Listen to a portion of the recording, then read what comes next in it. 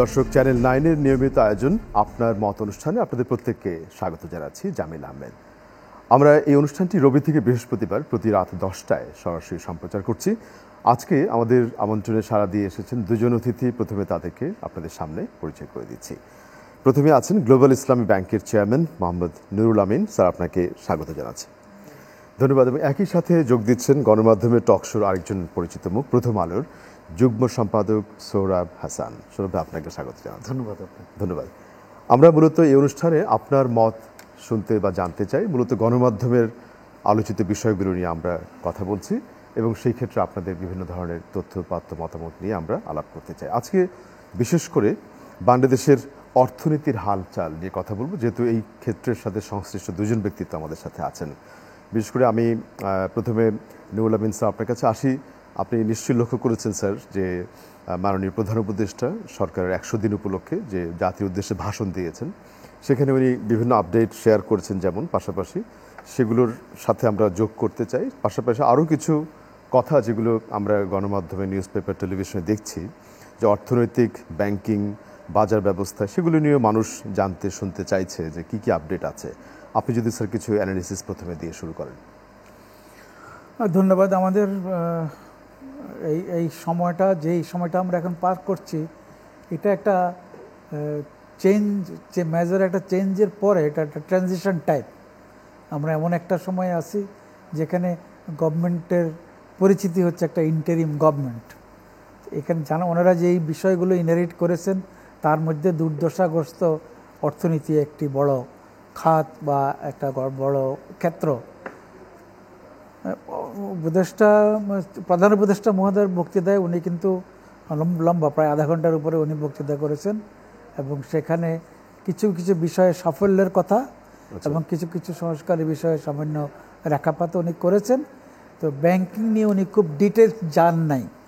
Banking নিয়ে আজকের বিস্ফোরক নিউজটা হচ্ছে যে আমাদের ক্লাসিফিকেশনের পরিমাণ 2,85,000 কোটি, যেটা 17% অব দি টোটাল লোন, এবং ব্যাংকগুলোর প্রভিশন ঘাটতি হচ্ছে 55,000 কোটি টাকা। এইটা একেবারেই আজকের বাংলাদেশ ব্যাংকের বড় একটা বিস্ফোরক নিউজ এবং সেটা অবশ্যই হতাশাব্যঞ্জক, খুব আশাপ্রদ না নিউজটা। তারপরেও উনি ওনাদের যে লক্ষ্য উদ্দেশ্য, মূলত যেটা নিয়ে আমরা, যেটা পাঠক হিসাবে বা দর্শক হিসাবে, শ্রোতা হিসেবে যেটা দেখি, ইলেকশন বিষয়টাই একটু চাপের মধ্যে আসেন বলে মনে হচ্ছে, যার জন্য উনি এটাকে সংস্কারের সঙ্গে সঙ্গে ইলেকশনের রূপরেখা এবং টাইম ফ্রেমটা কীভাবে করবেন, এইরকম একটা বিষয়ে উনি কিন্তু ইঙ্গিত করেছেন। উনি প্রতিবার বক্তৃতায় উনি এই কথাটা ইঙ্গিত করেন, কিন্তু এবার আরেকটু স্পেসিফিক্যালি বললেন যে সংস্কার হওয়া মাত্রই রোড ম্যাপটা ঘোষণা করা হবে, সেটার জন্য যে যৌক্তিক সময় এটা উনি দেবেন। আমরা যদি অর্থনীতি নিয়ে আলোচনা করি, তাহলে এই পরিবর্তনটার পরে, এই ছাত্র জনতার গণ অভ্যুত্থান, এইটার পরে যে পরিবর্তনটা ব্যাংকিং সেক্টরে আসছে, সেটার দুটো ভালো দিক হয়েছে। একটি হচ্ছে যে যেই পরিমাণ লিকেজ এবং ড্রেনেজ হচ্ছিল সেটা বন্ধ হয়েছে, আর সুশাসনের যে বড় অভাব ছিল সেই বিষয়টা প্রতিস্থাপিত হয়েছে একটা মোটামুটি স্ট্যান্ডার্ডে। বাট এর সঙ্গে সংকটও আছে। সংকটগুলো ক্রিয়েটেড বাই আগের রিজিম সেন্ট্রাল ব্যাংককে যেভাবে পরিচালিত করেছেন, সেন্ট্রাল ব্যাংক নিজে কিন্তু পরিচালিত হয় না, এটাকে পরিচালিত করা হয়েছে। এবং সেন্ট্রাল ব্যাংক ব্যাংকগুলোকে যেইভাবে হ্যান্ডেল করেছেন, আমরা মিসহ্যান্ডেলও করেছেন। স্যার, এই ক্ষেত্রে আমি একটু যোগ করি আপনার সাথে। সেটা হচ্ছে যে আপনারা যারা সিজন এই ক্ষেত্রে জানা শোনা বেশি, তাদের টার্মগুলো বা জার্গনগুলো সাধারণ মানুষজনের কাছে যদি আমরা যখন শুনি, তারা কিন্তু শুধু জানতে চায় যে সেই ব্যক্তি কেন তার ব্যাংক থেকে 5,000 টাকা তুলতে পারছেন না। তো অনেকেই আমাদেরকে বলেন যে এই বিষয়গুলো একটু আলাপ করবেন, যে আমাদের আসলে কতটুকু অগ্রগতি আমরা করেছি গত 3 মাসে। একেবারে বাস্তব বিষয় হলো এটা হচ্ছে এই মালিকানা পরিবর্তনের পর একই পরিবার বা ব্যক্তির হাতে যে ব্যাংকগুলো গেল, এগুলো কিন্তু অধিকতর ড্রেনেজ এবং বিনা নিয়ম কানুনে যেই লোনগুলো চলে গেছে, ফলে ওরা কিন্তু গত 6 মাস 1 বছর আগে থেকে একটা লিকুইডিটি ক্রাইসিস বা অর্থের সংকটে ভুগছিল, তখন আমি যে কথাটা বললাম যে আগের রিজিমের শেষ সময়ে গভর্নর মহোদয় এদেরকে যেইভাবে 56 টাকা দিয়েছেন এবং সেটার এখনো 25,000 কোটি টাকা বকে আছে। 25,000 কোটি টাকা লিকুইডিটির জন্য অনেক টাকা ব্যাংকগুলোর। তখন তাদেরকে এই যেভাবে চালানো হলো, এই চালানোর ফলে যখন চেঞ্জটা আসলো, বোর্ডে পরিবর্তন আসলো, বোর্ডে পরিবর্তন আসার পরেই এখানে একটা লিকুইডিটি আরও ক্রাইসিস শুরু হলো।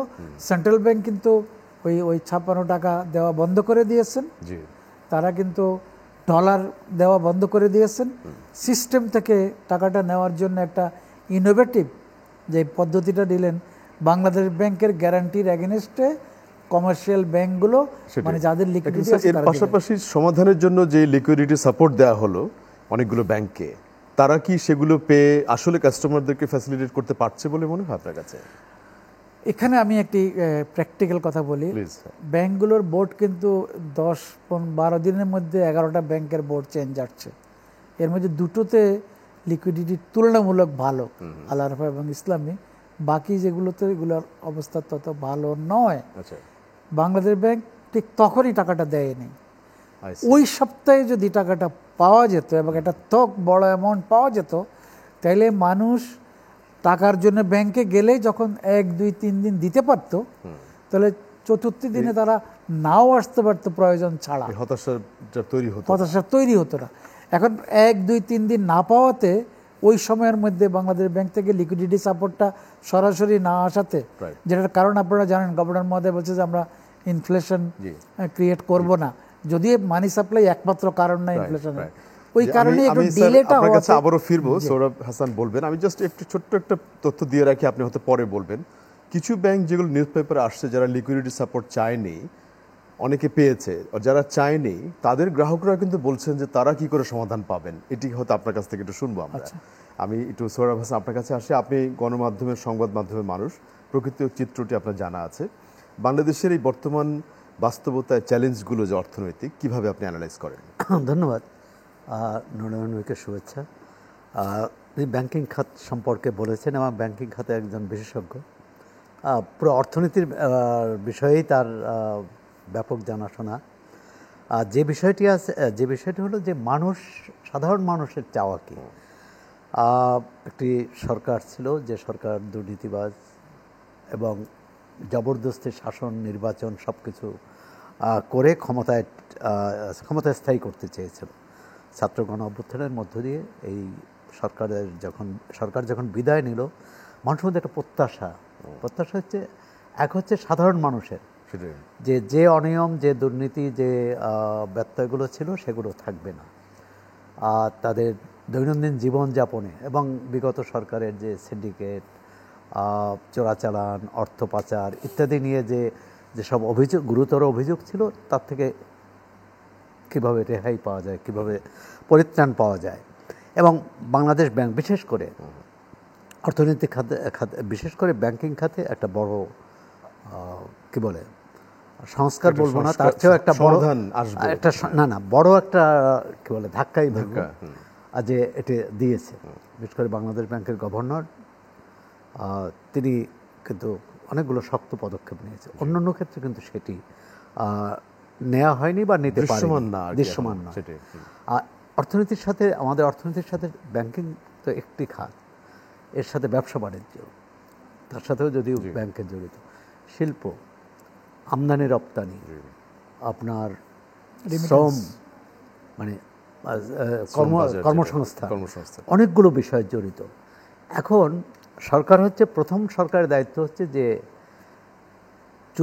চুরি দুর্নীতি এটা বন্ধ করা, এবং যে স্বেচ্ছাচারিতা চলে আসছিল অর্থনীতিতে, ওই যে টাকা ছাপিয়ে যে একটা কৃত্রিমভাবে যে অর্থনীতি চালানোর, সেটা বন্ধ করা।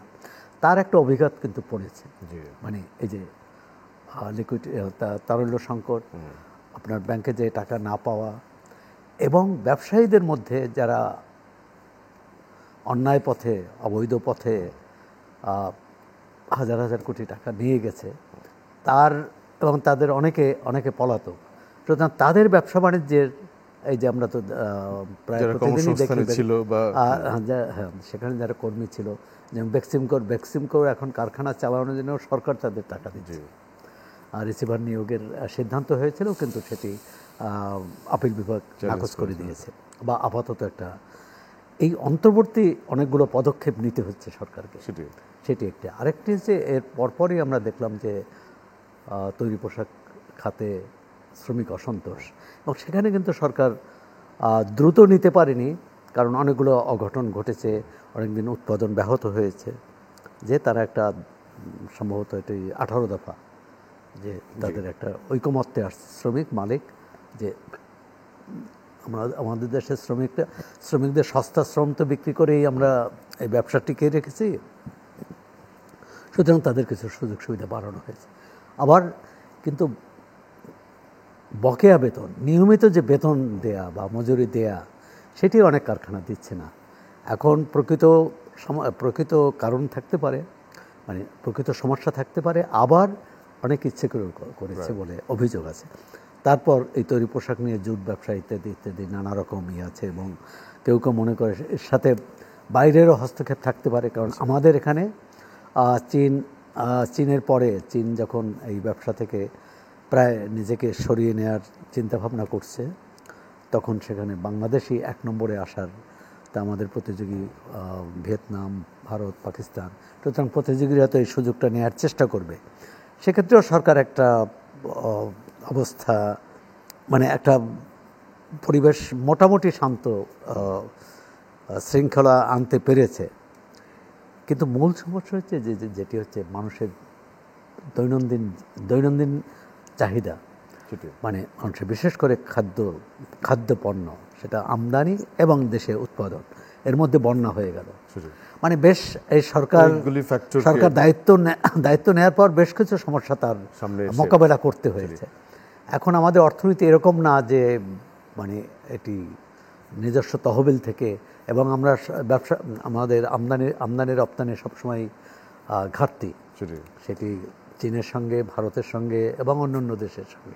এমনিতে একটা জিনিস জানতে চাই, আপনার সাথে সাপ্লিমেন্ট করি, সেটি হচ্ছে যে এই যে বিভিন্ন ডিজিটাল মাধ্যমে মানুষজন বিভিন্ন মতামত যে প্রকাশ করে ট্র্যাডিশনাল মিডিয়ার পাশাপাশি, তাদের ঘুরে ফিরে এই যে একটা মানুষ কিছুটা রেস্টলেস এখন, তা 3 মাসে কি হলো বা 100 দিনে কি হলো, এটির বড় একটি কারণ তারা চিহ্নিত করেছে তাদের জীবনযাত্রার মান, অর্থনীতি, এগুলিকেই ফ্যাক্টর হিসেবে ধরছে।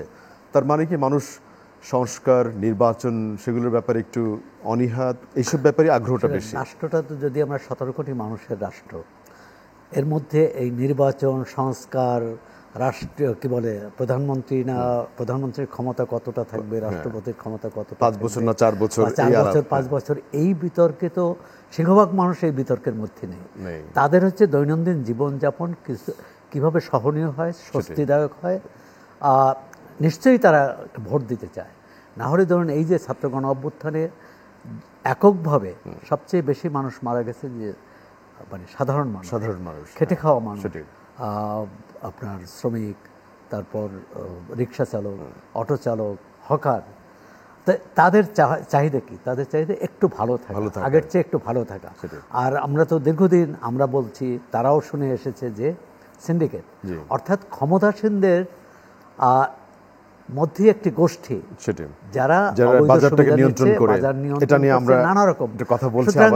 এই যে নিয়ন্ত্রণ থেকে একটু মুক্ত হবে বলে আমরা আশা করি। আপনি যে সামাজিক যোগাযোগ মাধ্যমে যে কথাটি বললেন, আগে তো এই কথাও বলা যেত না, কথা বললে মামলা হতো, সুতরাং তারা একটি মুক্ত পরিবেশ পেয়েছে বলে আমরা এটিকে নিয়ে আবার কথা বলবো। ধন্যবাদ সৌরভ ভাই। আমি স্যার একটু আপনার কাছে আবার ফিরে আসি। আমাদের মধ্যে আপনি এই লাইনে এক্সপার্ট, 3 জনের মধ্যে আমি ধরে নিচ্ছি, স্যার সবাই আমরা জানি। এই যে যখন প্রশ্নগুলি ওঠে, অনেকেই বলছে আশার কথা, গভর্নর যেগুলো বলছেন, পাশাপাশি তারা কিছু ব্যাংক লিকুইডিটি সাপোর্ট পেয়েছে, তাদের কিছু আপডেট তথ্যপত্র প্রতিদিনই পেপারে আসে যে এই ব্যাংক 100 কোটি টাকা পেল, এই ব্যাংক 700 পেল। কিন্তু যেই গ্রাহকরা এইসব ব্যাংকের ক্লায়েন্ট না, অন্য কিছু ব্যাংক আছে যারা লিকুইডিটি সাপোর্ট চায়নি, তাদেরকে বলতে শোনা যায়, তারা কি না চাইলে এই গ্রাহকদের কি হবে? দেখুন, এটা একেবারে ইন্ডিভিজুয়াল ব্যাংক বেসিসেই এই জিনিসটা হচ্ছে। লিকুইডিটি সাপোর্ট নিচ্ছে প্রায় 9টি ব্যাংক, 7 থেকে 9টি ব্যাংক। এই ব্যাংকগুলোর কাস্টমারদেরকেও পুরো টাকা চাইলে তো কোনো ব্যাংক যেমন দিতে পারবে না, এরাও পারবে না। এখন একজন আমানতকারীর কিন্তু এভরি রাইট আছে, প্রয়োজন হোক অপ্রয়োজন হোক, আমি রেখেছি, আমি টাকাটা তুলতে পারবো, একই সঙ্গে তুলি অথবা ভিন্ন ভিন্নভাবে তুলি। এই হচ্ছে তার আমানতই তো এটা, প্রাইমারি শর্ত এটাই ছিল। সেটাই এই ব্যাংকগুলো যারা সাপোর্টটা পাইলেন তারা কিন্তু অনাস্থায় ভুগতেছেন সবচেয়ে বেশি। মূল প্রবলেমটা হচ্ছে এইটাই যে ওনারা পাবেন না, এই আতঙ্ক থেকে এই ব্যাংকটার উপর অনাস্থা বেশি ক্রিয়েট হয়েছে। আবার এই টাকাগুলো যখন যারা যা পাচ্ছেন তুলতেছেন, এগুলো কিন্তু আবার সেই ভালো ব্যাংকগুলোতে যাচ্ছে, তারা আবার রিইনভেস্ট করছে। কিন্তু স্যার, যারা লিকুইডিটি সাপোর্ট পেয়েছে তারা কতটা গ্রাহককে দিচ্ছে, এটা কি ওভারসি হচ্ছে আসলে? না, এটা এইভাবে ওভারসি হচ্ছে না। বাংলাদেশ ব্যাংক যখন এই স্কিমটা চালু করলেন, তারা তো গ্যারান্টি দিচ্ছেন, টাকাটা পাওয়ার পরে প্রতি সপ্তাহে হিসাবটা নিচ্ছেন, ইভেন প্রতিদিনই, যে কতজন গ্রাহককে কিভাবে দেওয়া হচ্ছে। এখন এক একটা ব্যাংকের গ্রাহকের সংখ্যা 4, 5, 6, 7 লাখ, 8 লাখ পর্যন্ত। আমি ইসলামী ব্যাংক অনেক বড় বাদ দিলাম, কোটির উপরে, ওরা 2-2.5 কোটি ওদের কাস্টমার। এই ব্যাংকগুলোর কাস্টমার সবাই 5 থেকে 10, 12 লাখের মধ্যে। গ্রামে গঞ্জে ছোট ডিপোজিটার, তাদের প্রয়োজনও বেশি। যারা ডিপোজিটার হিসাবে ছোট, তারা কিন্তু প্রয়োজনে রাখেন, প্রয়োজনে তোলেন। তাদের স্বল্প সঞ্চয় থাকলে তারা ডিপিএস থেকে আরম্ভ করে এগুলো করেন।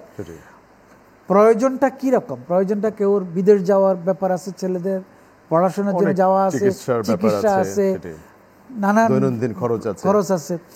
ওই জায়গাটাতে গ্রামের এই দেওয়াটা, আমি আমার ব্যাংক বা এরকম ব্যাংকগুলোর যে প্রচেষ্টাটা, সেখানে হচ্ছে ওই সাপোর্টটা দেওয়া যায় কিনা।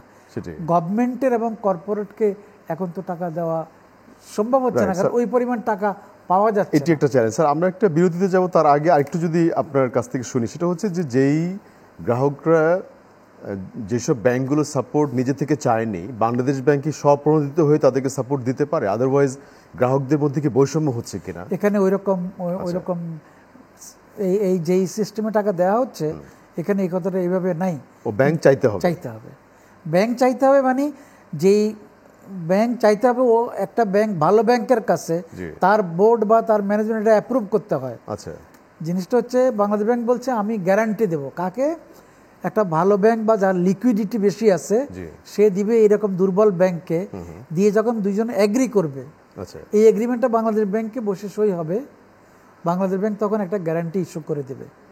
তার মানে এই ব্যাংক না দিতে পারলে দুর্বল ব্যাংক, তাহলে গ্রাহকের যে সেফটি ক্লজ, ধরা যাক যে দুর্বল কিছু ব্যাংক এখনো সাপোর্ট চায়নি, তাহলে তারা তাদের সমস্যার সমাধান কি আদৌ হবে না? যাকে আপনি ডিফাইন করছেন দুর্বল, সে সাহায্য চেয়েছে তারা, যার দরকার নাই সে চায় নাই। আচ্ছা আচ্ছা, আলারাফা চায় নাই, আইএফআইসি এখনো চায় নাই। আচ্ছা, বাট আবার ইসলামী ব্যাংক, ধরা যাক পদ্মা ব্যাংক তারা চায়নি, আমাদের পদ্মা ব্যাংক চায়, ওই তো সে তো তারা তো ওই, আরে পদ্মা ব্যাংক, আইসিবি ইসলামী এবং বিসিবিএল, এই তিনটা ব্যাংকের রকমটা একটু অন্যরকম। আচ্ছা, এরা কিন্তু এই গ্রুপের একটা, বিসিবিএলটা এই গ্রুপের, এস আলম গ্রুপের, আর ICB Islamic Bank, Padma Bank, এটা ভিন্ন মালিকানার, ভিন্ন রকমের। কিন্তু ওরা আগে থেকেই তাদের এই অবস্থা গত 5 বছর থেকেই, পদ্মা ব্যাংকের গত 2-3 বছর থেকে। ফলে হচ্ছে কি ওরা ওর আওতায় চাইলেও পায় নাই বা চায়ও নাই, কারণ এদেরকে অন্য কোনো ব্যাংক টাকা দিতে চাচ্ছেও না। তাদের ক্রনোলজিক্যালি লস এবং তাদের লিকুইডিটি না থাকার কারণে ফেরত দেওয়ার জন্য এইগুলিও তো বাংলাদেশ ব্যাংক নিশ্চয়ই ওভারসি করছে, কিন্তু এগুলোকে কোনো গ্যারান্টি দিবে না বলে মোটামুটিভাবে আমাদের যেটুকু জানা আছে, এই কারণেই ওরা পাচ্ছে না। আচ্ছা, আমরা একটা বিরতি নিয়ে আবার ফিরে আসছি। দর্শক, আশা করছি আপনারা আমাদের সাথেই থাকবেন। বিরতির পরে আমরা আবারও ফিরে এলাম। সবাইকে স্বাগত জানাচ্ছি। জামিল আহমেদ, আমাদের সাথে দুজন অতিথি স্টুডিওতে আছেন, গ্লোবাল ইসলামী ব্যাংকের চেয়ারম্যান মোহাম্মদ নুরুল আমিন এবং প্রথম আলোর যুগ্ম সম্পাদক সিনিয়র সাংবাদিক সোহরাব হাসান। আমরা আবারও একটু ফিরে আসি। বিশেষ করে এই আলোচনায় যখন স্যার আমরা কথা বলছিলাম, তখন আমরা কিছু তথ্যপাত্য খেয়াল করছি যে যেসব প্রতিষ্ঠানগুলোতে তত্ত্বাবধায়ক দেওয়া হয়েছে বা যেসব প্রতিষ্ঠানগুলো ভালো চলছে না, প্রশাসক নিয়োগ, বা সেই প্রতিষ্ঠানগুলো যারা এমপ্লয়েড বা যাদের এখানে রুটি রুজির ব্যাপার, সেটাও এফেক্টেড হচ্ছে। এই দিকটিও কি মনে হয় ভালোভাবে দেখা হচ্ছে, বা আর কি করা যেতে পারে? দেখুন ইনাদের এই গ্রুপগুলো বা যেখানে রিসিভার বলি বা গার্ডিয়ানশিপ বলি দেওয়া হচ্ছে, সেগুলো কিন্তু ব্যক্তিগত অ্যাকাউন্ট ওনাদের কিন্তু জব্দ করা আছে, কোম্পানি অ্যাকাউন্টগুলো খোলা আছে। এখন বেক্সিমকোর রিসিভার ফার্মাসিউটিক্যাল ছাড়া বাকিটাতে যে রিসিভার দেওয়া হয়েছে, সেখানে ক্যাশ ফ্লোটা হচ্ছে না, মানে ব্যবসাটা তার মানে হচ্ছে না। কিন্তু অনেকে বলছেন বেতনটা ব্যক্তিগত government থেকে অ্যাকাউন্ট দিতে হচ্ছে। সিজ করার আগেই তারা টাকা সব তুলে নিয়েছেন। তুলে তো নিয়েছেনই, ওইটাই তো প্রবলেম। এই যে কয়টা ব্যাংকের বোর্ড চেঞ্জ করা হচ্ছে, যেগুলো এসএলএমের ব্যাংক নামে পরিচিত, জি। ওনাদের শেয়ার জব্দ করা হচ্ছে, কিন্তু তার আগেই ওনারা টাকা তুলে নিতে সক্ষম হয়েছেন রাইট। এবং নিয়েছেন। টাকা 16ই আগস্ট পর্যন্ত তোলা হয়েছে, 5ই আগস্ট বা 16ই আগস্ট পর্যন্ত তোলা হচ্ছে। তারপরে ব্যাংকগুলো একটু অ্যালার্ট হচ্ছে, ওই ব্যাংকগুলো কিভাবে দেশ ত্যাগে নিষেধাজ্ঞা বলা হয়েছে, তারা আগে দেশ ত্যাগ করে চলে গেছে। সেটাই। আর একটা জিনিস হচ্ছে, আপনাকে বলি, এই যে গতকালকের যে অবস্থা, সেটা হচ্ছে যে এসএলএমের কোম্পানিগুলো কিন্তু খোলা ছিল, আমাদের লোকজন গিয়ে ওনাদেরকে পাচ্ছিলেন। কিন্তু এখন আমি স্পেসিফিক্যালি জানি না, কিন্তু বড় ব্যাংক বা গভর্নমেন্ট ব্যাংক বা অন্য ব্যাংকগুলো এখন আর তার সঙ্গে নতুন করে বিজনেস ট্রানজ্যাকশনস, নতুন করে এলসি করা, নতুন করে ওয়ার্কিং ক্যাপিটাল দেওয়া, এটা থেকে সম্ভবত গতকালকে নিউজে দেখলাম বিরত। এতে করে যেটা হচ্ছে, ওদের ক্যাশ ফ্লো আরও বন্ধ হয়ে যাবে। টাকাগুলো তো এই গ্রুপগুলোই নিয়েছে এবং ওগুলো পাচার হয়েছে, এই টাকাটা আসার লক্ষণ আরও কমে যাবে। কিন্তু ব্যবসা প্রতিষ্ঠানগুলো যদি চলার সুযোগ থাকতো, ফ্যাসিলিটিসটা থাকতো, নিশ্চয়ই এরা ইম্পোর্ট নির্ভর, কারণ এদের অনেক ফ্যাক্টরি আছে, অনেক প্রোডাকশন আছে, যেখানে অনেক লোকজন কাজ করেন। যদি এদের ওয়ার্কিং ক্যাপিটাল এবং LC is also in working capital, ওই পার্ট যদি প্রপারলি অ্যাটেনশন সেন্ট্রাল ব্যাংক না দেন, তাহলে এই প্রতিষ্ঠানগুলো বন্ধ হলে আমি মনে করি আরো ক্ষতি হবে, আরো ইম্প্যাক্ট হবে বলে মনে হচ্ছে, নেগেটিভ ইম্প্যাক্ট হবে। আমরা নিশ্চয়ই আরো কথা বলবো। সৌরভে, আপনার কাছে একটু আসি, বিশেষ করে আমরা যখন এই সিনারিওটা দেখছি, পাশাপাশি প্রতিনিয়তই উপদেষ্টাদেরকে বাংলাদেশ ব্যাংককে বলতে শোনা যায় যে তারা পাচারকৃত অর্থ ফিরিয়ে আনতে উদ্যোগ নিয়েছেন, আসবে সামনে, কিন্তু এই দিকটা কতটা আপনার কাছে মনে হয় যে এটা ফিজিবল? পাচারকৃত অর্থ, এটার ব্যাপারেও আমাদের নীতি নির্ধারকরা কিন্তু এক এক ধরনের কথা বলে। আমাদের প্রথম আলোর সঙ্গে সাক্ষাৎকারে ডক্টর ইফতেখারুজ্জামান বললেন যে এটা আনা সম্ভব, মানে কঠিন কিন্তু আনা অসম্ভব নয়। এবং তিনি বলছিলেন যে সংশ্লিষ্ট দেশগুলোর সহযোগিতা লাগবে, যেসব দেশে পাচার হয়ে গেছে তাদেরকে বোঝাতে হবে যে এই অর্থ কিভাবে এসেছে। পরবর্তীকালে তিনি এক বৈঠকে দেখলাম যে বললেন যে আনা খুব কঠিন, মানে প্রায় দুঃসাধ্য। এবং নীতি নির্ধারকের মধ্যেও এরকম যে এই টাকা কীভাবে আনা হবে। হ্যাঁ, এদের যদি দেশে যদি সম্পদ থাকে, যেটা ইসলামের ক্ষেত্রে হয়েছে, আরও দু একজনের ক্ষেত্রে, যে তাদের দেশের সম্পদ জব্দ করে অথবা সেটি নিলামে বিক্রি করে টাকাটা তোলা, তা আমার মনে হচ্ছে সেটা খুবই সামান্য, 5-10% হতে পারে। বেশিরভাগ টাকা তো চলে গেছে, আবার চলে গেছে অনেকভাবে। আমরা এসএলএম, বেক্সিমকো বা আরও দু একটি গ্রুপের কথাই বেশি আলোচনা হচ্ছে, যেটি এর আগে মানে আন্ডার ভয়েস এবং ওভার ভয়েসের মাধ্যমে যে যারা রপ্তানিকারকরা যে টাকাগুলো পাঠিয়েছেন, যে দেশে টাকাটা আসেনি, এমনকি অনেক পণ্যের দেখা যাচ্ছে যে পণ্য পাঠানোই হয়নি, কিন্তু টাকা চলে গেছে, করা হয়েছে। সুতরাং এগুলো ধরা কিন্তু খুব কঠিন এবং বেশ সময় সাপেক্ষ, কারণ প্রমাণ করতে হবে একজনকে বিচারের আওতায় আনতে হলে, বা ওই দেশে যে সেটি চাইতে হলে। যে বিষয়টি হচ্ছে যে এটি একটা এর ইতিবাচক দিকটা হচ্ছে যে এরা ভয় পাবে, এই যে যারা পাচারকারীরা, তারা এটি যদি মানে ইন্টারপোলে, আমরা যেমন ফৌজদারি অপরাধে যারা দায়ী ইন্টারপোলেই করে, তো অর্থনৈতিকভাবেও এরকম যদি কোনো নেটওয়ার্ক থাকে, তাদের সম্পর্কে যদি সতর্ক বার্তা দেওয়া হয়, তাহলে ওই সব দেশগুলো, যেসব দেশে তারা ব্যবসা করে বা ব্যবসায়ী প্রতিষ্ঠান আছে তাদের, সেখানে জবাবদিহির মধ্যে পড়বে। কিন্তু যদিও আবার সব উন্নত দেশগুলোই তো এই ধরনের লোকদের উৎসাহিত করে নানাভাবে। কিন্তু দেখা যাচ্ছে সৌরভ ভাই, যে পাচার যখন হলো, পাচার করতে উৎসাহ দেওয়া হলো পলিসিটি, এখন সেটিকে ফিরিয়ে আনা তো দুরূহ, তার মানে আগেই ধরা যেত এটা যাতে না হয় না, পাচার। তা তো বটেই। অর্থনৈতিক যেটি নুরুল ভাই বললেন যে অর্থনৈতিক যে শৃঙ্খলা থাকতো, সততা থাকতো, এবং মানে আইনের সততার চেয়েও যে আইনের মধ্যে যদি কাজগুলো হতো, হয়েছে তো বেআইনি সেটাই। মানে, এবং আমরা তো ব্যাংকের ক্ষেত্রে দেখলাম আইন বারবার পাল্টানো হলো এই ঋণ খেলাপিদের সুবিধা করে দেওয়ার জন্য। ব্যাংকের মালিকানা এক পারিবারিক মালিকানা তৈরি করা হলো। তো সুতরাং সেটি তো আছেই। আর এই যেহেতু এটি নিয়ে আমরা কি বলে আক্ষেপ করে লাভ হবে না, কিন্তু এদেরকে চিহ্নিত করা, ধরার চেষ্টা করা। আর এই মুহূর্তে যেটি দুর্নীতির অর্থনীতিরও কিন্তু একটি সুফলও আছে আবার, সেটা হচ্ছে যে এই দুর্নীতির মাধ্যমে যেসব প্রতিষ্ঠান গড়ে ওঠে সেই সব প্রতিষ্ঠানের কর্মসংস্থানের বিষয় আছে, এবং বাজারে পণ্যের লেনদেন, হ্যাঁ, এই যে নেটওয়ার্ক তৈরি হয়। তো এই অন্তর্বর্তী সরকার দায়িত্ব নেওয়ার পর এটি কিন্তু কমে গেছে। মানে এটা হচ্ছে আশঙ্কা। হয়তো ধরেন যদি গত 3 মাসে 1 লাখ লোক কাজ হারিয়ে থাকে, জানি না যে কতটা সুনির্দিষ্টভাবে ব্যাংকেও যদি এরকম ছাঁটাই হয়ে থাকে বা শিল্প কারখানায় হয়ে থাকে, আবার একই সঙ্গে আমাদের যে বিপদ, বিদ্যুৎ এবং গ্যাস সরবরাহ কম, এবং অনেক কারখানায় কিন্তু তারা বলেছে যে আওয়ামী লীগ আমলে তো তারা বলেছিলেন যে দাম যাই হোক না কেন আমরা বিদ্যুৎ চাই, মানে নিরবচ্ছিন্ন বিদ্যুৎ সরবরাহ চাই। তো অনেকগুলো সমস্যা কিন্তু তৈরি হয়েছে। আরেকটি হচ্ছে যে গত বাংলাদেশ একজন সিও বললেন এক সেমিনারে, এই যে বণিক বার্তার সেমিনারে আপনি তো ছিলেন, যে ভিয়েতনামে গত 1 বছরে কত বিলিয়ন ডলারের বিনিয়োগ আসছে, বাংলাদেশে $1 বিলিয়ন আসেনি। মানে এই যে শঙ্কার বিষয়, কারণ আজকে এই যে এখন আমরা যে ভুক্তভোগী, এখন আমরা যে বিপদে আছি, এটি তো দীর্ঘদিনের অর্থনৈতিক দুঃশাসনের, অর্থনৈতিক অনিয়মের ফল। আজকে যদি আমরা সেটি মানে গতি ফেরাতে না পারি, অর্থাৎ সেটা ঘুরে দাঁড়াতে না পারি, এটার ফল কিন্তু অনেকদিন ভোগ করতে হয়। এই ক্ষেত্রেই একই ক্ষেত্রে ধন্যবাদ সৌরভ ভাই, খুব গুরুত্বপূর্ণ তথ্যপত্রগুলো দিলেন। স্যার, আপনার কাছে ফিরে আসি। মানুষ খুবই আশাবাদী হয় যখন শোনে যে পাচারকৃত অর্থগুলো ফিরে আনা হবে। তারা তো আর এত ইকুয়েশন জানে না, তারা আশাবাদী যে এগুলো ফিরে আসলে হয়তো তাদেরও ইম্প্যাক্ট হবে।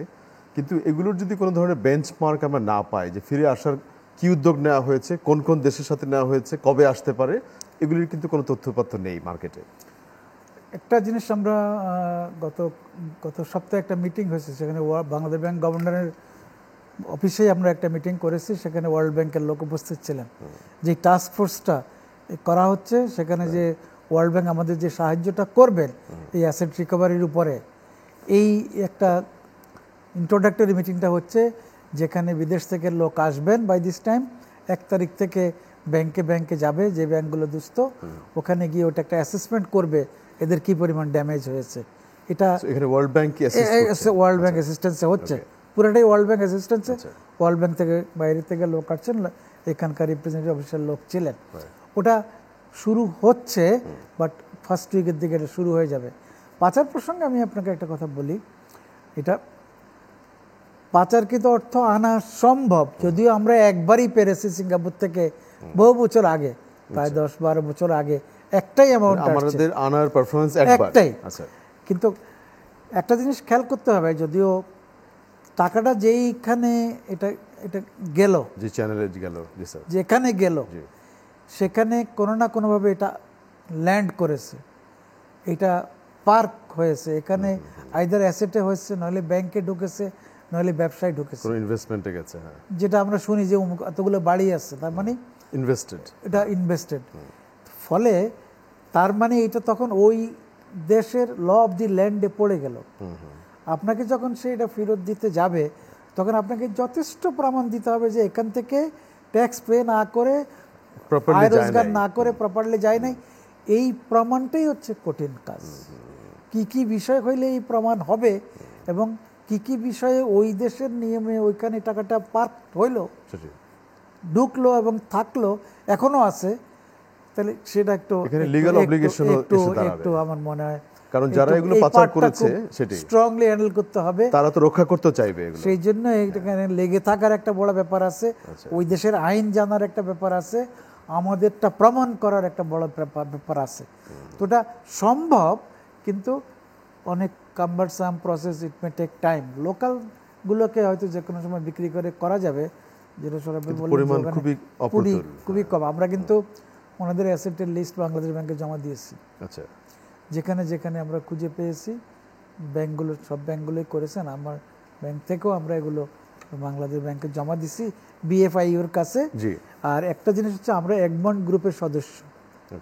এগমন্ট গ্রুপ হলো মানি লন্ডারিং এর উপর কাজ করে, এবং আমরা ওই সদস্য হওয়ার কারণে আমাদের এই মেম্বার কান্ট্রিগুলোতে আমরা এই ধরনের ক্লেমগুলো করতে পারি। এটা হচ্ছে সবচেয়ে বড় পজিটিভ দিক। সেটা ওই ওই ওই আওতায়, ওই চুক্তির আওতায় যদি এটা হয়, তাহলে ন্যাচারালি ওই ব্যাংক ওই দেশগুলো হেল্প করলে টাকা আসার সম্ভাবনা আছে বলে আমরা আশাবাদী। আরেকটা জিনিস একটু সাপ্লিমেন্ট করি, সেটা হচ্ছে যখন অন্তর্বর্তীকালীন সরকার বিভিন্ন স্টেটমেন্টে আলোচনায় বলে প্রায় যে এই সময় পরিবর্তন না হলে আর আমরা পরিবর্তন দেখতে পাবো না, কিন্তু এই ব্যাংকিং সেক্টরে বা অর্থনৈতিক বা বাজার ব্যবস্থার যেই প্র্যাকটিক্যাল রিয়ালিটি আমরা শুনছি, এটি তো অনেক লম্বা একটা শর্ট মিডিয়াম লং টার্মের একটা প্ল্যান হওয়ার কথা। এটি কতটা আসার জায়গা বলে আমরা মনে করতে পারি? এটা হচ্ছে বাংলাদেশের অর্থনীতির শক্তি কোথায়, নূর ভাই আরো ভালো বলতে পারবেন। শক্তি হচ্ছে একটা কৃষি, দ্বিতীয় হচ্ছে যে তৈরি পোশাক রপ্তানি, তৃতীয় প্রবাসী আয়। সুতরাং এই তিনটি যদি ঠিক থাকে, তাহলে কিন্তু অন্য ছোটোখাটো যেসব অনিয়ম দুর্নীতি যদি বন্ধ হয়ে যায়, না, এই তিনটা তো বন্ধ হবে না, মানে চলমান থাকছে, এই তিনটি চলমান এবং বিকাশমান যে থাকে, অর্থাৎ যদি এটি আমরা আয় বাড়াতে পারি, সেটি বৈদেশিক কি বলে প্রবাসী আয়, রপ্তানি এবং কৃষি উৎপাদন, তাহলেই কিন্তু অর্থনীতি একটি শক্ত ভিত্তির উপর দাঁড়াবে। এই যেসব দুর্নীতি অপচয় এবং তছরূপ বা পাচার হয়েছে এ সত্ত্বেও, কারণ আমরা পাচার, এই যেটি নুরুল ভাই বললেন, আমরা পাচারের অর্থ উদ্ধারের একটি মাত্র ঘটনা আছে। আমরা ধরে নিলাম যেটি আরো না ফিরিয়ে আনতে পারবো আমরা, না 15 বছর লাগবে, 10 বছর লাগবে, ওইটা তো ওই সময় তো অপেক্ষা করা যাবে না। আমাদের অর্থনীতি তো চালু রাখতে হবে, যে কারণে এই যে বাংলাদেশ ব্যাংক দুর্বল ব্যাংকগুলোকে বাঁচানোর একটা পথ নিয়েছে। অন্য ক্ষেত্রে আমি মনে করি যে তৈরি পোশাক শিল্প, যেটি আমাদের এমনকি দেশীয় পণ্য, এমনকি কৃষির উপরে অনেক জোর দেওয়া উচিত। আমাকে একজন অর্থনীতিবিদ, যিনি কৃষি অর্থনীতিবিদ হিসাবে খুব পরিচিত, তিনি কিন্তু একটু উদ্বেগ প্রকাশ করেছেন যে সরকার এসে কৃষির উপর কোনো নজর দেয়নি। কারণ যেটি, এবং সেটা তো আমরা দেখলাম যে এই যে কয়েকটি জেলায় বন্যা হলো, বন্যার পর যে পুনর্বাসন কর্মসূচি, সেটি খুবই এলোমেলো বা মানে খুবই অগোছালোভাবে সেটি হয়েছে, এবং অনেকেই এই সুবিধাটা পাননি। রাজনৈতিক সরকারের সময় তো এই চুরি দুর্নীতি হয়ই।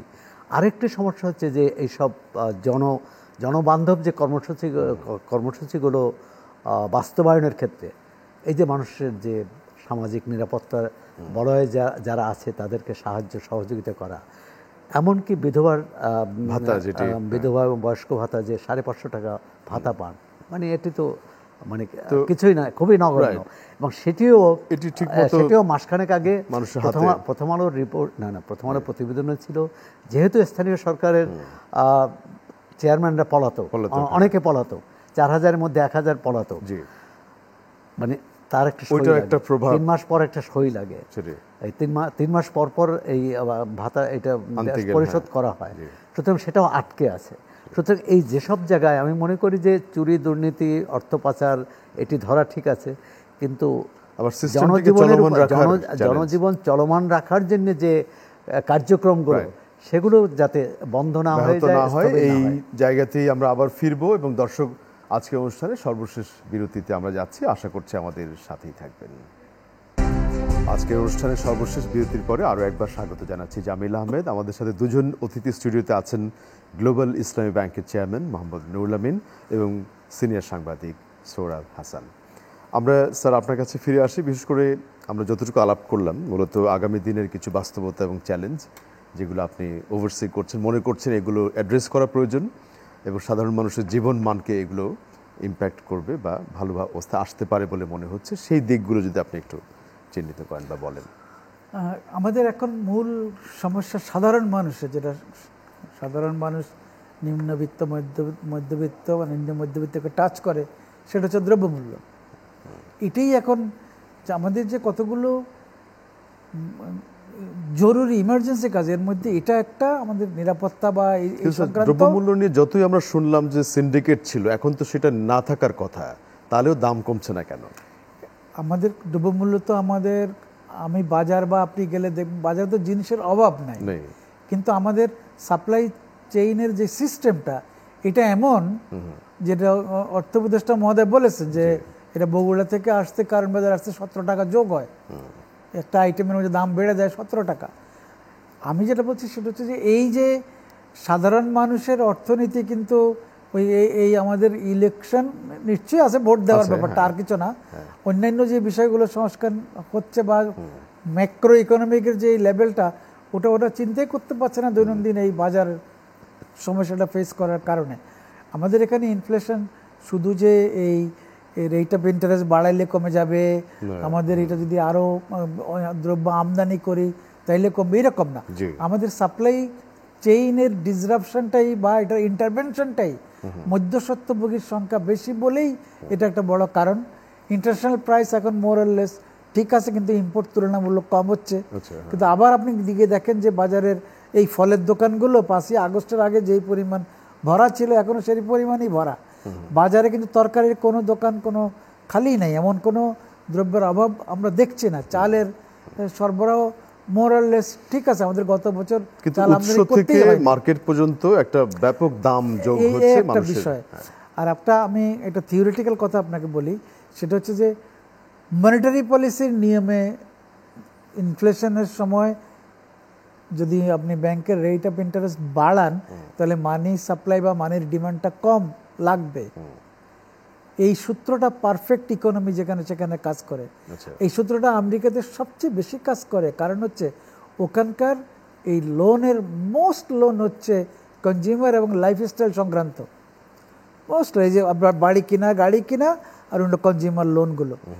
আমাদের এখানে কিন্তু সেইটা অনেক কম, 10-15% বেশি নয়।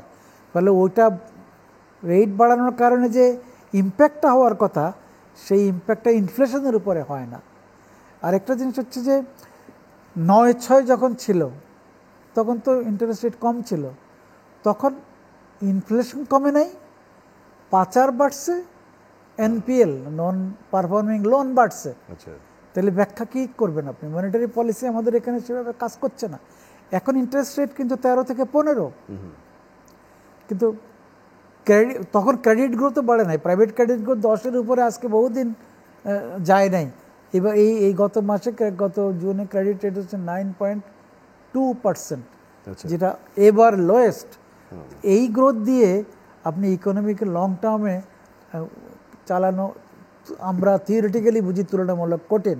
কিন্তু কারণ আমরা যে সাধারণ জনগণ আশায় বুক বাঁধে যখন এই স্টেটমেন্টগুলো গণমাধ্যমে আসে, গভর্নর যেটা বলেন, স্পোক্স পার্সনরা যেটা বলেন, কিন্তু সেগুলো যদি সত্যিকারই বাস্তবায়ন না হয় তাহলে মানুষ কি একটা রেস্টলেস হয়ে যাচ্ছে? আমরা তো প্রায়ই সেটি দেখছি গণমাধ্যমে। আমাদের আইন আর পলিসির বাস্তবায়ন তো আমরা খুব প্রপারলি সেভাবে দেখি না, দ্রুততার সঙ্গে দেখি না, এবং সেটা ফলো আপটা সেভাবে আমরা দেখি না বলেই এই কথাগুলো হচ্ছে। ওনারা বাংলাদেশ ব্যাংক বা এনবিআর যেই পদ্ধতিগুলো নিচ্ছেন, এই যে অনেক আইটেমের শুল্ক কমানো হচ্ছে এবং জিরো, চালের উপর শুল্ক এখন জিরো, তো চালের দাম তো কমে নেই। আমি ওইটাই বলছি যে ওই ইমপ্লিমেন্টেশনের জন্য কীভাবে কাজ করা সেটারই ঘাটতি হচ্ছে এখানে। শুল্ক তো অনেক আইটেমের নাই এবং কম, কিন্তু সেগুলোর ইম্পোর্ট তুলনামূলক কমও, এবং চাল হয়তো এবার আমাদেরকে ইম্পোর্ট করতে হবে। সেই জন্যই আমি বলি যেটা এই যে কাজ করছে না থিওরিগুলো, এটার উপরেই কাজ করা উচিত, এটার উপরে কাজ হতে পারে। এবং কিছুটা স্যার ধন্যবাদ আপনাকে। সৌরভ, একটা পর্যায়ে আপনিও কিছুটা শুরুতে বলছিলেন যে এই যে ঘুরে ফিরে মানুষ এতদিন জানতো সিন্ডিকেটের কারণেই তাকে বেশি মধ্যস্বত্বভোগীদের কারণে এই উত্তরবঙ্গ থেকে কারণ বাজার পর্যন্ত, কিন্তু এগুলোর তো মানুষ আসলে এতবার শুনেছে, এখন সে আশায় বুক বেঁধেছিল যে এই সময়ই সমাধানটি পাবে। সেটা ঠিক। সাধারণ মানুষ মানে যেমন ডুবন্ত মানুষ যেমন খড়কুটো নিয়ে বাঁচতে চায়, অন্তর্বর্তী সরকারকে সেভাবেই ভাবে যে অন্তত তাদের কিছুটা স্বস্তি দেবে, কিছুটা রেহাই দেবে। এখন সিন্ডিকেট দৃশ্যমান অদৃশ্যমান দুই দিকেই আছে। কিন্তু একটা হচ্ছে আমদানি পণ্য, বিশেষ করে যেসব পণ্য আবার এখানে এসে পরিশোধিত হয়, যেমন চিনি, ভোজ্য তেল, তো এগুলো আমদানি হয় এক রেটে, এখানে পরিশোধন ব্যয় আছে, এবং ভোক্তার কাছে যে অর্থে যায়, যে অর্থ দিতে হয় ভোক্তাকে, এই তিনটার মধ্যে সমন্বয় আছে কিনা, এই তিনটার মধ্যে কোনো গড়মিল আছে কিনা, অর্থাৎ এখানে বাড়তি সুবিধা কে নিচ্ছেন। আর বিষয় হচ্ছে যে বড় 6-7টা বা 10টা কোম্পানি কিন্তু এই আমদানিটা করে, সুতরাং তাদের মধ্যে একটা আঁতাত আছে বলেই অভিযোগ আছে। সরকার সেটা খতিয়ে দেখতে পারে।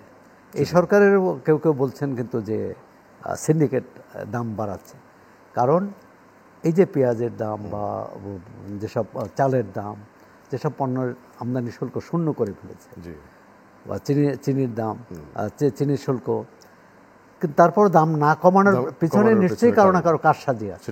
এখন এটা সিন্ডিকেট বলি, কারসাজি বলি, অর্থাৎ নিয়ম মানা হচ্ছে না। এখন কেউ বাড়তি মুনাফা করছেন, যিনি বাড়তি মুনাফা করছেন তার মুনাফার যে, এখন সেক্ষেত্রে সরকারের যেটি করণীয় ছিল যে বিকল্প পথে পণ্য সরবরাহ বাড়ানো, এবং একটা আছে আমাদের টিসিবির মাধ্যমে যেসব পণ্য দেয়, কিন্তু সেটা প্রয়োজনের তুলনায় এত কম। প্রায় পত্রিকায়, প্রথম আলো সহ সব পত্রিকায়, যে তাদের দীর্ঘ লাইন ট্রাকের সামনে, এবং আগে ধরেন একেবারেই হতদরিদ্র মানুষ লাইনে দাঁড়াতো, এখন কিন্তু নিম্নবর্ণের মানুষ দাঁড়ান, এবং এটিও একটা ইম্প্যাক্ট অর্থনীতির, হ্যাঁ। কিন্তু কথা হচ্ছে যে এই মানুষের মধ্যে হতাশার কারণটা এই যে আজকে যে দামে চাল কিনছেন, ডাল কিনছেন বা তেল কিনছেন, এক সপ্তাহ পর যে এই দামেই কিনতে পারবেন তো সেই নিশ্চয়তা নেই। কমানোটা তো আশাই করে না, যে যা দাম বেড়েছে, কারণ একবার বাংলাদেশের দাম বাড়লে খুব কম ক্ষেত্রে কমে, মৌসুমি পণ্য ছাড়া। তো সুতরাং এই যে চালের দাম কোথায় যেয়ে ঠেকবে, তেলের দাম কোথায় যেয়ে ঠেকবে, এটি হচ্ছে মানুষ, এই পেঁয়াজের দাম কোথায় ঠেকবে, এটা হচ্ছে কি বলে উদ্বেগের কারণ। এখন সেক্ষেত্রে সরকারকে শক্তভাবে কিন্তু এটা হস্তক্ষেপ করতে হবে। এক হচ্ছে যারা ব্যবসায়ী, তাদেরকে জবাবদিহির মধ্যে আনা। দ্বিতীয় হচ্ছে যে বিকল্প অবশ্যই আপনি নিশ্চয়ই লক্ষ্য করেছেন গণমাধ্যমে, আমরা এটিও দেখেছি যে উত্তরবঙ্গ থেকে বা যেসব জেলায় সবজির মূল ক্ষেত্র অনেকগুলো থেকে ট্রেনে করে ঢাকায় আনার একটা উদ্যোগ নেওয়া হয়েছিল, সেটি খুব একটা আলোর মুখ দেখেনি বলেই আবার পেপারে দেখলাম। তবে সাম্প্রতিক কিছু খবর দেখলাম যে আগে যেমন হতো যে ঢাকায় যতই দাম হোক কৃষক দাম পাচ্ছেন না, এখন কিন্তু একটু ব্যতিক্রম, এখন কৃষক দামটা পাচ্ছেন। আচ্ছা, তার মানে এখানে মনিটরিং এবং নিশ্চিত করলে এরকম ফলাফল পাওয়া সম্ভব, মানে কৃষক পাচ্ছেন, আবার ভোক্তাকেও দেওয়া হচ্ছে। হ্যাঁ, চাঁদাবাজি কিছুটা কমেছে আগের তুলনায়। পরিবহন ব্যয় একটা ব্যাপার, কৃষকের উৎপাদন ব্যয় বেড়েছে। সরকারকে কিন্তু অনেক দিক থেকে সাবসিডি দিয়ে, ভোক্তার কাছে যে কম দামে যাবে, অনেক ক্ষেত্রে ভর্তুকি দিতে হবে। এই যে কৃষিতে আমরা এত ভালো করলাম, সেটা ভর্তুকি একটা সহায়ক কর্মসূচি কিন্তু একটা বড় কারণ। বিশ্বব্যাংক কিন্তু ভর্তুকি কমাতে চেয়েছিল। সাবেক কৃষি মন্ত্রী মতিয়া চৌধুরী, তিনি কিন্তু বিশ্বব্যাংকের সেই পরামর্শ উপেক্ষা করে ভর্তুকি বহাল রেখেছিলেন। সে কারণে কিন্তু কৃষির সুবিধাটা আমরা পেয়েছি, এবং 10 টাকায় তিনি কি বলে কৃষকের হিসাব খোলার ব্যবস্থা করেছেন। এখন এই কর্মসূচিগুলো, সহায়ক কর্মসূচিগুলো অব্যাহত রাখতে হবে, সেচ নিশ্চিত করতে হবে। এখন সেচের জন্য যখন কৃষককে বাড়তি অর্থ ব্যয় করতে হয়, অর্থাৎ বিদ্যুতের জন্য, তখন তার উৎপাদন খরচ বাড়ে। উৎপাদন খরচ কমাতে হবে, আমদানিকারকদের জবাবদিহির মধ্যে নিয়ে আসতে হবে, এবং বিকল্প পথে পণ্য সরবরাহ, অন্তত মৌলিক যে চাহিদা সেগুলো। ধন্যবাদ সৌরভ ভাই। আমরা স্যার আপনার কাছে একটু ফিরে নিলাম স্যার, বিশেষ করে আমরা লোকাল এই প্রোডাক্ট আমাদের দেশি সবজি বা অন্যান্য বা চ্যালেঞ্জ বাজার ব্যবস্থা, ইম্পোর্টেড যেগুলো প্রোডাক্ট সেগুলোর প্রাইস কমানোর ক্ষেত্রে কি উদ্যোগ নেওয়া যায়? এগুলো তো একসময় সিন্ডিকেট কিছু গোষ্ঠী এগুলো আমদানি করতো। সেটার জন্য শুল্ক কমানো একটা বড় উপায়। গভর্নমেন্টের হাতে যে পলিসি, একটা হলো ফিসকাল পলিসি, একটা হলো মনিটারি পলিসি। মনিটারি পলিসি কিছু কাজ করেন ইনফ্লেশনের জন্য, ইভেন ফিসকাল পলিসি অনেকগুলো কাজ করেন। আমরা আরেকটা কথা আমি সৌরভের সঙ্গে একটু যুক্ত করতে চাই, লোকাল প্রতিষ্ঠানগুলো কাজ করছে না। আমি একটু যাই হোক, উইথ অল রেসপেক্ট একটা কথা বলবো, আগে স্থানীয় প্রশাসনকে, জেলা প্রশাসন বা উপজেলা প্রশাসনকে কিন্তু এই যে পলিটিক্যাল হাই আপসদের প্রটোকল করতে করতেই দিন চলে যেত। এখন তো অ্যাটলিস্ট এই জিনিসটা নাই। আমাদের উপদেষ্টা সাহেবরা খুব বেশি ট্রাভেল করেন না, তাদেরকে কেন এই কাজে লাগানো হচ্ছে না? কৃষি বিভাগ আছে, পণ্য বিপণন বিভাগ আছে, এই ধরনের যতগুলো বিভাগ, এবং ডিসিপিএসসি অফিসকে এই গ্রোথ সেন্টারের সঙ্গে, গ্রোথ যেখানে এগুলা গ্রো হয় সেখান থেকে ঢাকায় ডাইরেক্টলি আনার একটা ব্যবস্থা তো লোকাল প্রশাসন এটা করতে পারে। এই প্রতিষ্ঠানগুলো কাজ করে না। আমরা যে বিকল্প উপায় খুঁজবো, আমি মনে করি এইটাই এখন সবচেয়ে বড় বিকল্প উপায়, যে প্রতিষ্ঠানগুলোকে কাজ করতে দেওয়া এবং স্থানীয় প্রতিষ্ঠানগুলো ওই গ্রোথ। এমন অনেক ডিসি সাহেব তো জানেনই না কোন জেলায় কি উৎপন্ন হয়, কোন জায়গায় হয়। সেটা জানলে উনি যদি ওই রকম ব্যবস্থা নেন, ন্যাচারালি ঢাকা শহরে যে জিনিসগুলো আসে কোথাও না কোথাও তো উৎপন্ন হয়, জেলার আন্ডারে হয়, তার বাইরে তো না। কাজে ওই প্রসেসটা জেলা প্রশাসন, এটা প্রশাসনের মধ্যে যেই বিষয় থাকে, আর কৃষি অধিদপ্তর তো আছে, আরো কি কি মার্কেটিং বিপণন এগুলোর অধিদপ্তর তো আছে। ওই বিষয়গুলো আমার মনে বেশি জোর দেওয়া উচিত। আর যেটা সেটা হচ্ছে যে আমি ইম্পোর্টেডগুলো আমাদের এখন সাধারণ মানুষের টাচের মধ্যে, হ্যাঁ আমাদেরকে সুগারের আইনা এখানে রিফাইন করি আমরা, সেটা ইম্পোর্ট করতে হয়। গত বছরে চাল লাগে না, এবার সামনের দিকে কিন্তু চাল ইম্পোর্ট হতে পারে, বন্যার একটা ইম্প্যাক্ট হবে। আমাদের পেঁয়াজ ইম্পোর্ট করতে হচ্ছে, সেটা আমাদের পার্শ্ববর্তী দেশ থেকে আসে, কিন্তু ইন্ডিয়াতেও পেঁয়াজ এখন কিন্তু 80 টাকা। তো বুঝতেই পারেন আমাদের এখানে 120 টাকার নেই, সেটা হওয়ার কোনো মানে সুযোগও নাই।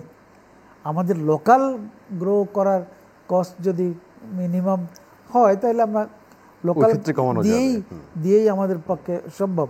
আমাদের ডালও আমদানি করতে হয়, সামনে রোজা আসতেছে, সে সময় আরও অনেক জিনিস আমদানি করতে হবে।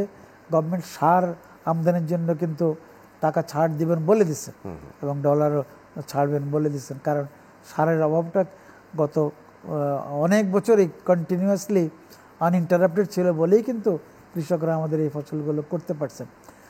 সর্বোপরি হচ্ছে কৃষিতে কিছুটা মেকানাইজেশন আমার মনে হয় করা দরকার, কারণ আমাদের যে 3টা বড় driver of economy, export, remittance এবং কৃষি, ওটা আমাদের মানে লেদারের আগে কৃষি আমাদের সবচেয়ে বড় বড় খাত, যেখান থেকে আমরা প্রসেস করে এক্সপোর্টও করতে পারি, লোকাল প্রোডাক্ট ডিমান্ডটাও মিট করতে পারি।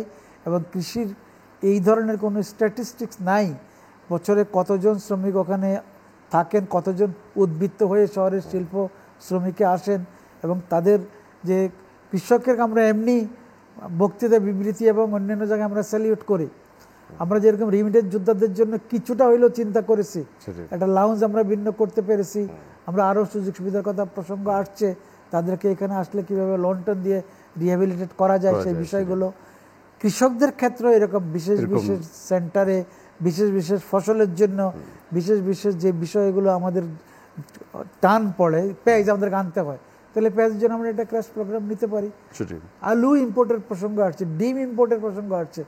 আমি জানি না ডিম ইম্পোর্টের প্রসঙ্গ, মুরগির আপনি ধান উৎপাদন পেঁয়াজ উৎপাদন বন্ধ করা যায়, কিন্তু মুরগির ডিম ফাড়া কীভাবে বন্ধ করবেন, সেটা কি সম্ভব? তাহলে ডিম কেন আমাদের দাম বাড়লো? শর্টেজ তো আমরা দেখি না বাজারে।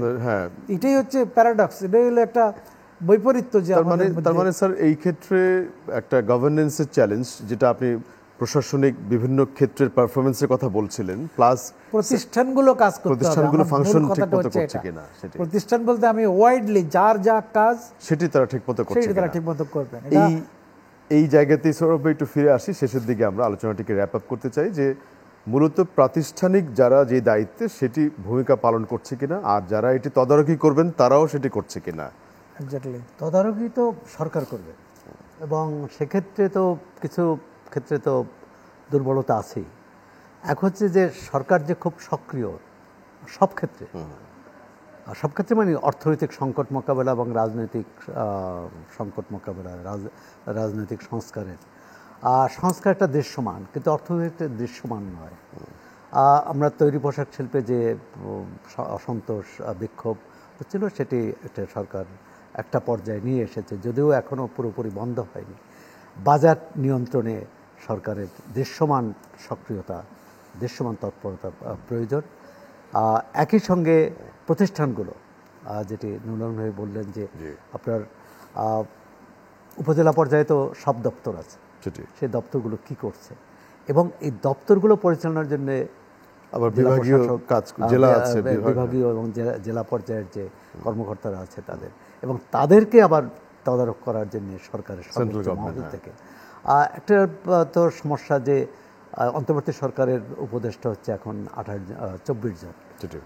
এটি যথেষ্ট কিনা এটিও অনেকে প্রশ্ন তুলেছেন। আবার এই প্রশ্নও তুলেছেন যে কোনো বিভাগ থেকে অনেক বেশি উপদেষ্টা নেওয়া হয়েছে, কোনো বিভাগ বিতর্ক আছে, আমরা আজকে শেষ করতে চাই। তা আমরা মনে হয় যে এক্ষেত্রেও সুষম বন্টন, সুষম এগুলো মানুষের কাছে রিফ্লেক্ট করে। কিন্তু আরেকটা কথা মনে রাখতে হবে, আপনি জামিল সাহেব আপনি বলি, এখনকার সরকারটা স্বাভাবিক সরকার নয়, এটা একটা ক্রাইসিস ম্যানেজমেন্ট টিম। এই দিকটিকেও রাখা, আমরা সেন্ট্রাল ব্যাংকও ঠিক তেমনি, গভর্নর খুব বিজ্ঞ প্রাজ্ঞ লোক, কিন্তু ক্রাইসিস সামনে নিয়ে আসতে হবে। আমি ধন্যবাদ জানাতে চাই, ধন্যবাদ স্যার আজকের এই আলোচক দুজনকেই, এবং দর্শক যারা আমাদের সাথে এতক্ষণ ছিলেন আপনাদেরকেও ধন্যবাদ। আমরা আগামীতে অন্য কোনো বিষয়ে আবারও কথা বলবো, সেই পর্যন্ত ভালো থাকবেন এই আশাবাদ জানিয়ে আজকে এখানেই শেষ করছি।